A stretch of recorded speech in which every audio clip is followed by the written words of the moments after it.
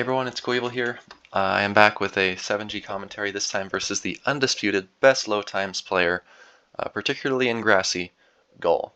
Doesn't play much, but when he plays, you gotta take advantage of it, grind out some games, maybe I can learn a couple things, analyze some of these.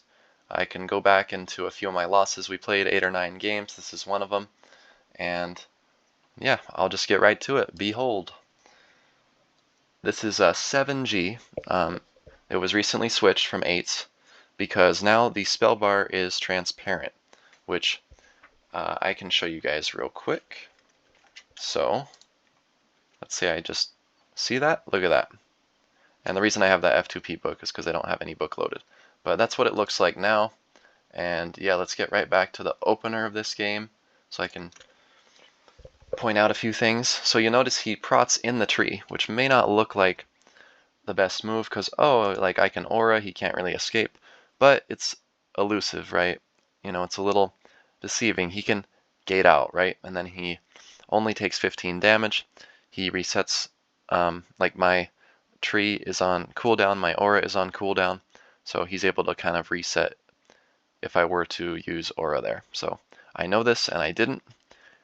Here I am pushing. You can also go to the side and like aim for a bit more of a draw-ish kind of strategic game.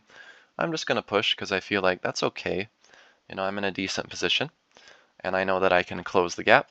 Here he goes into my swarm, probably a mistake. I don't think it's necessary, but he did need to go off of the live tree because you can't tower on a live tree. For those who don't know, trees have 75 health. And then once they get hit for that 75 health, then they die. They also lose, I believe it's 15 a turn, maybe 10. I think 15. One of those. But anyway, he goes for a clock, which I'm happy to see because he used up a clock and I only took 60 damage.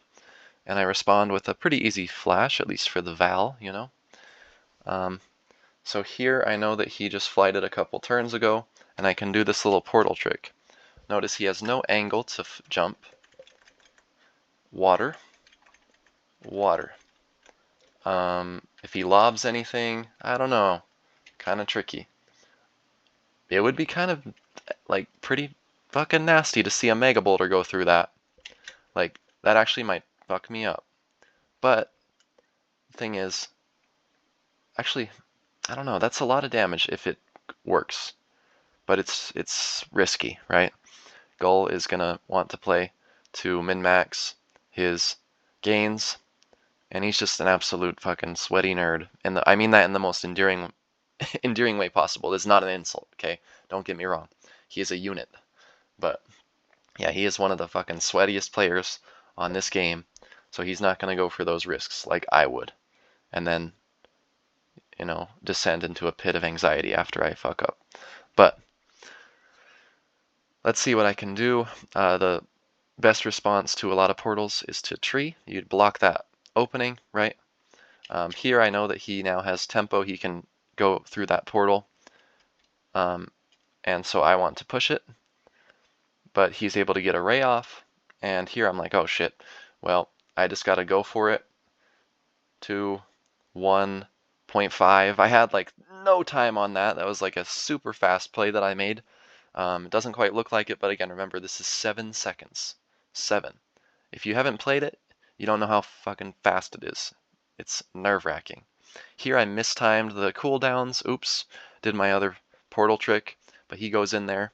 I don't know why he didn't stay in the portal. And look at that flash. Man. I could have gone for like a drain, but there wasn't an angle to really push him into the portal. Or maybe Mudball is fine too if you don't see the sink. But his gate is down, so what does he come in on? 129, so he lost a bunch of health there. 67 health. And now I gain control of the portal. I've got a couple turns that I can maybe get to him. But unfortunately, I can't get to him in one turn. So I just have to kind of, get a couple of chip damage moves off. He's going to go out of the aura. Flashing down there was an option too. But then I'm able to get a probably pretty easy pebble off. that will do probably a bit more damage than just 5 or 10 that I just did now. So that's a fine move by Goal there. And then how many prot does he have? I think that's just 12. So I can go for a rush because I know that I am up on health, right? So I've got a clear advantage, 170 plus a 50. But Mud Ball, man, it's underrated, I tell you. You spam those Mud Balls, you can really gain a lot of tempo back. So here, just so you guys know, if you tower out of a Mud Ball, sometimes you're able to just like slide all the way down. I'll use pings to show you. You slide all the way down. You know, maybe you get a new angle for like a clock. Let's say that he was like right here. Maybe you get a new angle because you can slide all the way down. And also you can stay in your tower so you're not very vulnerable to a Mega or anything. So that's always an option if it presents itself, right? It's not always the case that you can slide. As you can see, I'm kind of getting stuck on the edges. But every now and then, I'd say maybe like, I don't know, 1 in 5 Mud Balls or something, maybe 1 in 6. You can slide down there and be able to, you know, use that to your advantage. Depends on the like angle of the Mud Ball and how much terrain, how much mud is around you up at the top here. So here I go for a flash out. I'm not really worried about a Mega in response. I can always respond with my own or a clock. And here's kind of a tricky turn. If I flash out, that's terrible because he just drains up, right?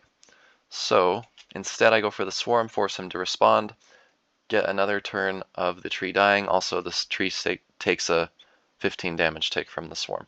So definitely a better move than flashing out. The best move, I don't know, but probably.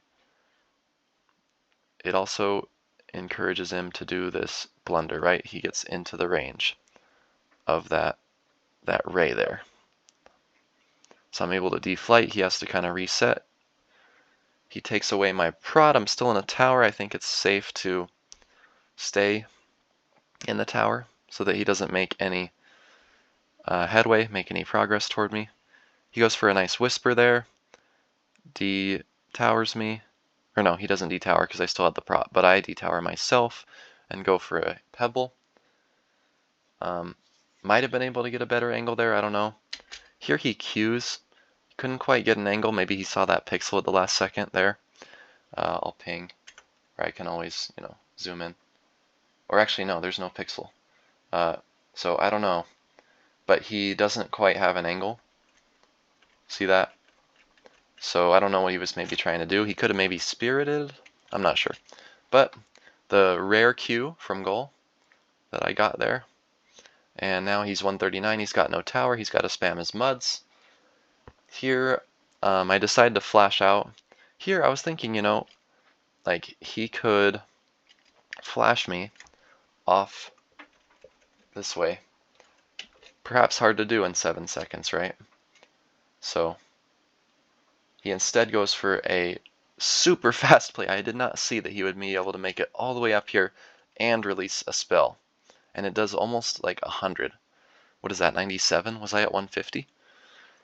Jesus. So at this point I'm like, oh, god damn it.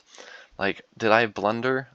I don't really consider that a blunder. I consider that like he took advantage of the play just with his absolute fucking amazing speed. Like, I don't consider that against like basically anyone except him.